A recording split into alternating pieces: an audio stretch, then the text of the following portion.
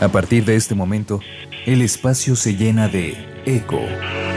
Respira, habla, escucha, mira, crea, actúa, piensa, vive, vive eco. Bienvenidos. Muy buenas tardes, bienvenidos a su programa Vive Eco. Son las 12 del mediodía con 2 minutos. Hoy es jueves 19 de junio.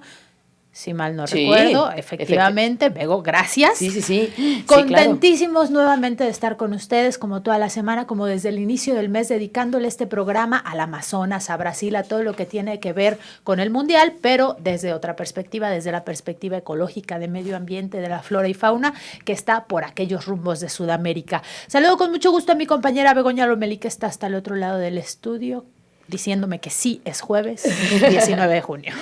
Oye, que sí, que nos vamos hasta el Amazonas, ¿no? Estoy del otro lado del estudio, pero preparándome para que nos vayamos a dar un viaje hasta las áreas naturales, a las reservas ecológicas que tiene la selva amazónica. De eso vamos a platicar hoy, así que póngase el traje de baño, unas buenas chanclas.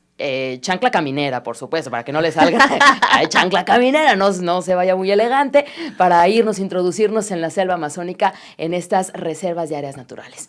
Agradecemos, Ale, a Claudia Fernández, gracias también a Enrique Posada, que nos apoya, y saludamos a Fernando Martínez, que recibe esta señal para C7 Televisión.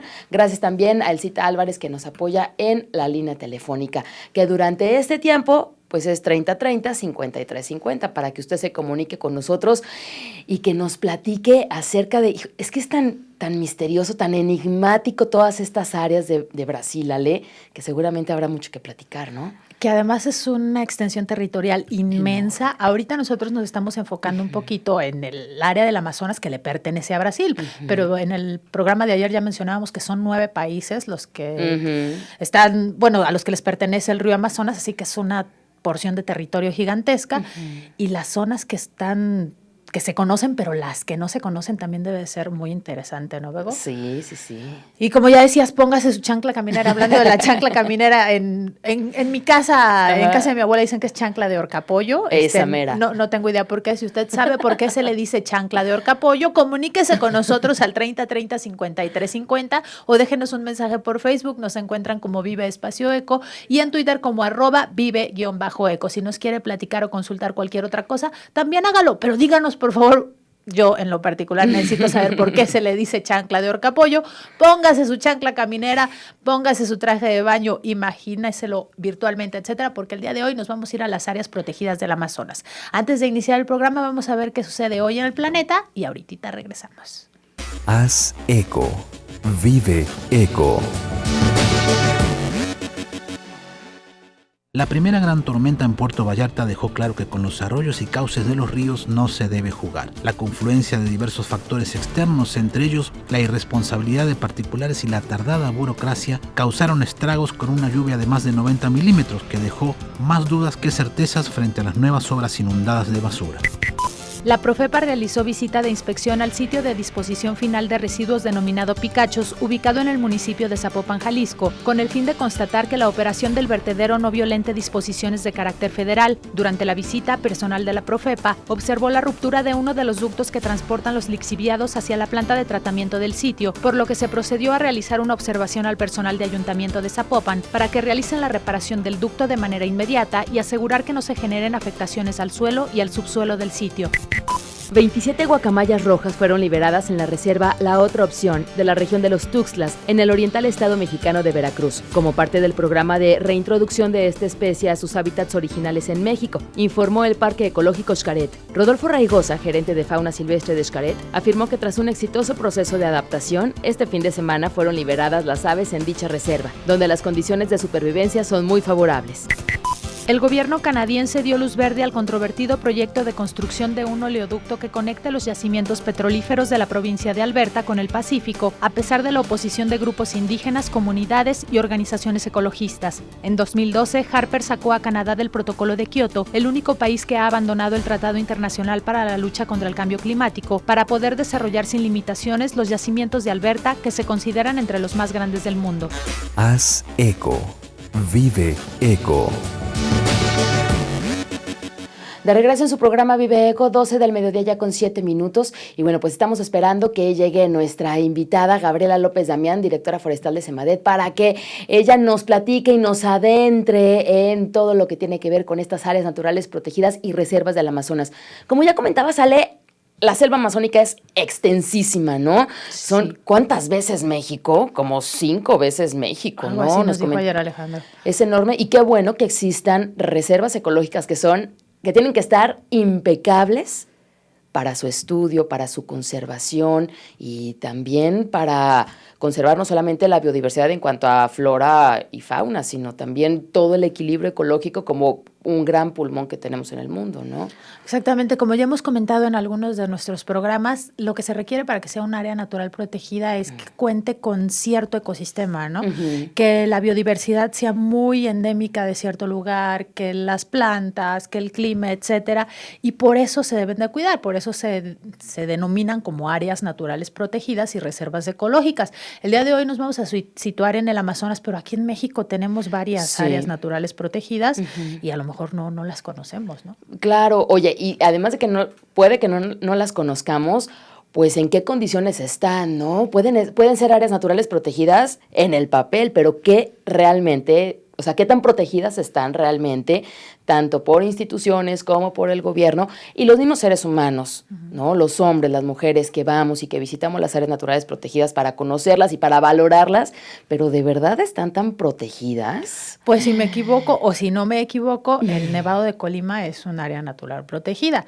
Y no quiere decir que la debemos de tener intocable, ¿no? Cercada, aislada del mundo, pero es un lugar que tiene mucho acceso al turismo. Sí. Y aunque está muy bien controlado, aunque tiene sus guardabosques, aunque se cuida, aunque se regula todo, el hecho de que el hombre esté invadiendo estas áreas cada fin de semana, cada que hay nieve, etcétera, ya implica como un riesgo para esta área que en teoría debería estar protegida pues al 100%, ¿no? Claro, ya tiene un impacto que no debería de tener y que por lo mismo, otra área natural protegida ¿te acuerdas cuando nos platicaba Sandra Gallo acerca de las islas? Las Marietas, que también son áreas naturales protegidas y que cada fin de semana tienen turismo y barcos que van y lo visitan? Y que lo que se está haciendo es reducir la cantidad de turistas que van a conocerlo, ¿no? Porque el impacto para esa zona puede ser muy agresivo y será también interesante ver en Brasil qué tan cuidado está, porque es tan extensa la selva amazónica que también por eso hay mucho problema con la tala de bosques, con la agricultura, que están haciendo uso de cambio de suelo para poder sembrar soya principalmente, ¿no? Que es un alimento muy importante en Brasil y también de exportación. Y de repente puedes decir, es que es tan extenso que hay para todos, pero pues no, lo que es protegido y lo que es área natural se tiene que cuidar, se tiene que proteger. A ver cómo están allá en Brasil, ¿no? Claro, tendremos que esperar a que llegue nuestra invitada Gabriela López Damián, porque como dices, es tan extenso que a veces no sabemos a qué podemos tener acceso o a qué no. Y si es un área natural protegida, a veces se confunden como pues de ecoturismo, ¿no? Que también es algo de lo que vamos a tocar el tema mañana, el ecoturismo. Sí. El ecoturismo se hace en ciertas áreas y no por el hecho de que pues las áreas naturales protegidas de por sí deben de estar preciosas, ¿no? Las reservas deben de ser lugares hermosos a los que todo el mundo debe de querer ir, pero ¿qué se regula? ¿Qué se toma en cuenta para dejar entrar a la gente? ¿Qué tanta no? Como decías, lo de las Islas Marietas, nos comentaba Sandra, miles de personas, ¿no? Son las que acuden cada fin de semana. No sé si sea el caso del Amazonas, quizá no, porque independientemente de que el acceso debe de ser un poquito más no peligroso, pero más sinuoso, complicado, por decirlo así. Ya hablábamos el lunes de la anaconda, a lo mejor a mucha gente le da como cosita, ¿no? Ir a visitar el Amazonas, porque ¿qué le va a salir del agua? ¿Qué le va a salir del bosque? Que por una parte podría ser como un beneficio para conservar el área bien protegida. Claro, y pues bueno, sin olvidar que están las áreas naturales protegidas o las reservas también ecológicas. ¿Qué diferencia habrá entre un área natural protegida y una reserva ecológica donde se hace investigación y donde toda esta investigación tiene que salir a los gobiernos para que se apliquen políticas públicas por el cuidado de esa área, por el cuidado del medio ambiente? Entonces, pues todo esto será lo que conoceremos en un momentito más aquí en Vive Eco. Mientras tanto, ¿qué les parece si nos vamos a nuestro corte y regresamos inmediatamente para hablar de las áreas naturales naturales protegidas y de las reservas ecológicas que tiene la selva amazónica. Vamos al corte. Haz eco. Vive eco. Ahora sí, para presentar a nuestra invitada de hoy, es Gabriela López Damián, es directora forestal de Semadet, porque nos va a platicar un poquito, ya les mencionábamos antes del corte, de las áreas naturales y reservas ecológicas de la selva amazónica. Bienvenida, Gaby, ¿cómo estás? Sí, muy bien, pues muchas gracias. Antes que nada, pues un poco apenada porque pues me hubiera gustado estar un poquito más temprano, ¿verdad? Pero te estabas poniendo tus chanclas y tu traje de baño para irnos hasta Brasil a las reservas, supuesto, ¿no? Yo sé que claro. Sí. Pues bueno, sí, efectivamente, a mí me gustaría un poco ahondar a lo que son las reservas en general, o parques protegidos que se encuentran dentro de toda la cuenca, que es toda la cuenca amazónica. Bueno, de manera general, primero contextualizar, la selva amazónica o la cuenca amazónica abarca 7 millones de hectáreas, pues, ¿no? Entonces, esas 7 millones de hectáreas, pues es enorme. Eso la convierte en la cuenca más grande del mundo. Y eso involucra que países tengan selva amazónica, lo que mucha gente luego, por ejemplo, no diría o no pensaría, que Perú, que generalmente se vincula con zonas andinas, de montaña y todo, el 60% de su territorio es selva, y selva perteneciente a la cuenca del Amazonas. Está Colombia, está Ecuador, está Bolivia, está por supuesto Brasil, que tiene 4 millones de hectáreas solo en su territorio de selva. O sea, la mitad del territorio de Brasil es parte de la selva amazónica. Eso hace que obviamente las estrategias de protección pues a veces no estén del todo empatada con las estrategias de desarrollo que se pudiera buscar que estén ahí. Entonces, bueno, de ahí, obviamente Venezuela, Colombia y demás países, la misma Guayana, tienen. Entonces, esto lo contextualizo porque tiene mucho que ver. Sí. ¿Dónde nace la cuenca del Amazonas? Bueno, nace en la zona andina, o sea, los glaciares de Perú alimentan y crean los primeros riachuelos que finalmente se convierten en el gran cauce que es el río Amazonas, que el río Amazonas, bueno, hay 6,750, hay quien dice que son 6,800 kilómetros lo que lo abarca. Entonces eso lo vuelve también el río más grande, más caudaloso. O sea, hay registros de que se habla, tiene 230,000 metros cúbicos por segundo de agua. Entonces es un gran cauce de agua, ¿no? Entonces eso hace que también la quinta parte del agua dulce del mundo la produzca también la selva amazónica. Entonces, contextualizando eso, pues ahora me gustaría como mencionarles un poco lo que son todos los recursos que se encuentran ahí. Son muchísimos. Está, por ejemplo, la Victoria Regina, que es la planta más grande del mundo. O sea, mide ahí hasta de 1,5 metros hasta de 5 metros puede estar. Entonces, esa es una de las plantas más exóticas e interesantes que puede haber de este tipo de vegetación. Hay águila-arpía. La águila-arpía, pues en México ya se considera extinta, pero todavía existe en la selva amazónica. Es un ave que puede medir, pues, ¿qué dirían? En altura de piso a altura, como hasta 1,5 metros, 1,20 metros. O sea, son unas aves enormes que se alimentan de monos y demás, ¿no? En el río Amazonas también existen 2 delfines de agua dulce, pero el más sobresaliente es el delfín rosado, ¿no? De ahí, pues, es el país que tiene más aves, mariposas y demás, ¿no?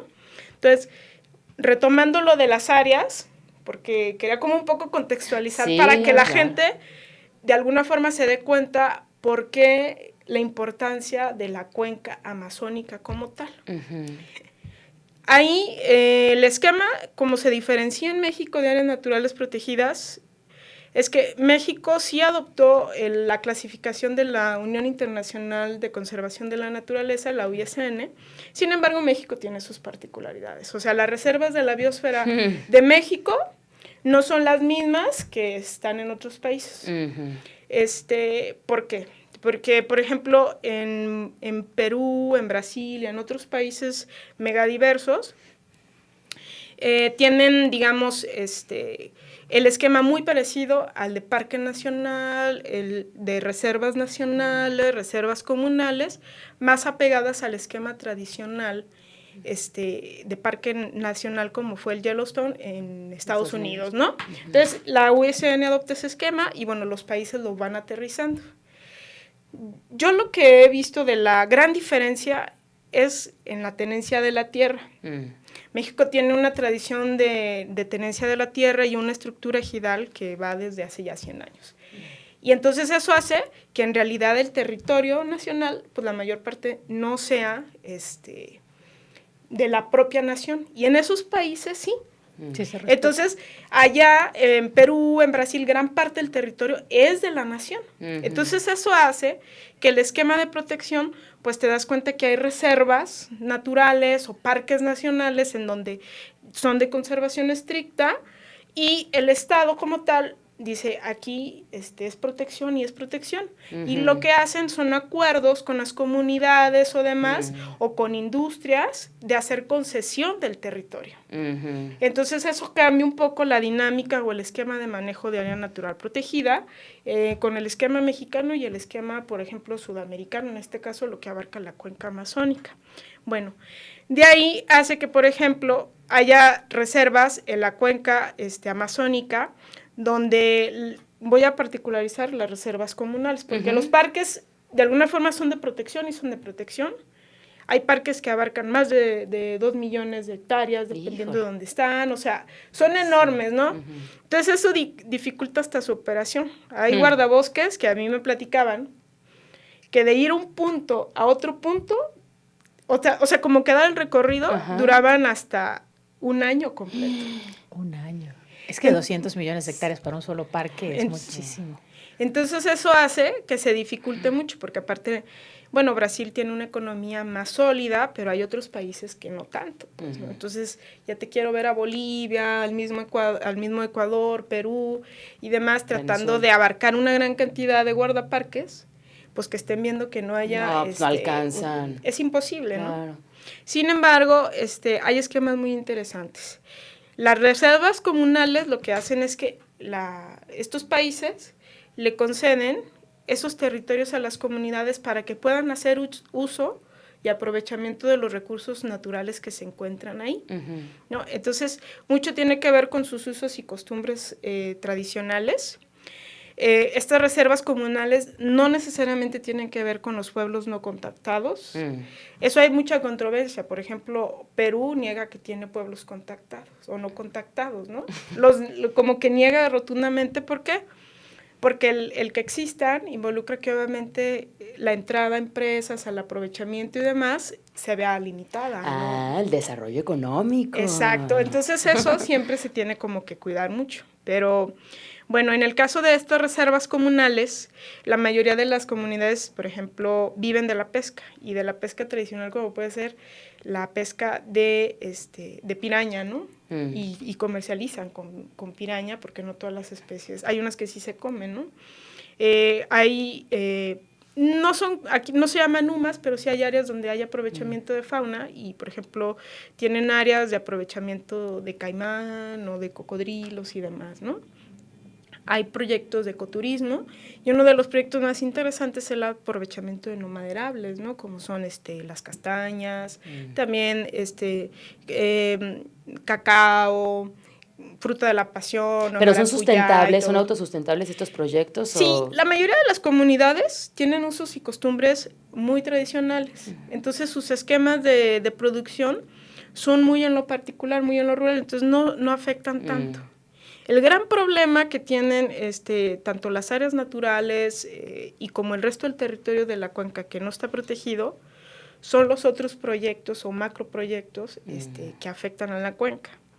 ¿Cuáles son este tipo de proyectos? Como ahí hay reservas de petróleo, entonces la búsqueda de petróleo involucra pues una afectación muy importante y un impacto muy fuerte no solo a las comunidades, sino al recurso natural como tal. Otro de las problemáticas más fuertes que tiene la cuenca amazónica es la explotación minera. porque hay toda esta fiebre del oro y demás, y el oro inca, que dicen que de ahí salía y demás. Eso hace que el esquema de explotación minera, de buscar en el río Amazónico, lo esté contaminando fuertemente. Y el problema es, como les decía, si un guardaparques tarda casi un año para llegar, pues está imposible que para entonces No ya haya hayan llegado. pasado Entonces, algo. ya hicieron una explotación ahí, ya contaminaron, ya echaron contaminantes al río Amazónico y pues ya se fueron, ¿no? Entonces, incluso si la gente tiene oportunidad, ustedes han viajado así en avión y ves la cuenca del río y el río Amazónico, ves una gran cantidad de puntos que tú dices, ¿qué es eso? ¿No? Así como si hubieran aventado pequeñas bombitas, así, o granadas, y se ve, y el cauce del río. Y son esas extracciones de minerales de manera ilegal. Pero como es tan cerrado el bosque, pues está imposible como que alcancen a llegar. Apenas por aire se alcanzan a ver. Sí, y hay muchos proyectos de tratar de llegar, pero es tan cerrada que no es fácil. Ese es un tema. El otro tema es obviamente todo lo que tiene que ver con infraestructura hídrica para hacer producción de cultivos, que muchas veces ha sido muy controvertido, entre ellos la soya. Pues. O sea, por un lado, hay estudios en donde se ha desplazado grandes territorios o se ha sustituido gran territorio de la selva para establecer cultivos de soya, pero además la soya es un cultivo que requiere también mucha agua. Entonces también obliga a que se busquen obras que permitan el acceso de agua para solventar estos cultivos. Entonces eso es como de la problemática así más generalizada que se tiene, ¿no? Entonces hay esquemas en donde se buscan, por ejemplo, entrar a proyectos del Banco Mundial en donde se dan pagos por servicios ambientales a las comunidades. Hay gente que le puede entrar, que no le puede entrar, depende de la comunidad y del grado de organización. Ok. Gaby, pues muchas gracias por venir a platicarnos todo este contexto. Muy rápido. Es que es tan grande, sí, que bueno, pues nos fuimos adentrando, ¿no? En el cuidado, en las reservas, en los esquemas que son diferentes en México y en Centro y Sudamérica respecto a todas las áreas naturales protegidas del Amazonas. Muchas gracias por haber venido, muchas gracias, Gaby. a ustedes Gracias. por invitarme y pues esperemos vernos pronto. Claro que también, sí. Gracias. Terminaremos con el tema. El día de mañana seguimos con el Amazonas, pero con ecoturismo. Si usted a lo mejor tiene planeado ir por allá y quiere realizar alguna actividad vigilada, digamos, Claro. Apoyada, vigilada, sustentable, ¿no? Eso es lo importante. Claro. ¿Verdad? Pues mañana le preguntamos a nuestros invitados. Muchas Muy bien, gracias, Gaby, muchas por haber gracias. venido. Ale, vámonos.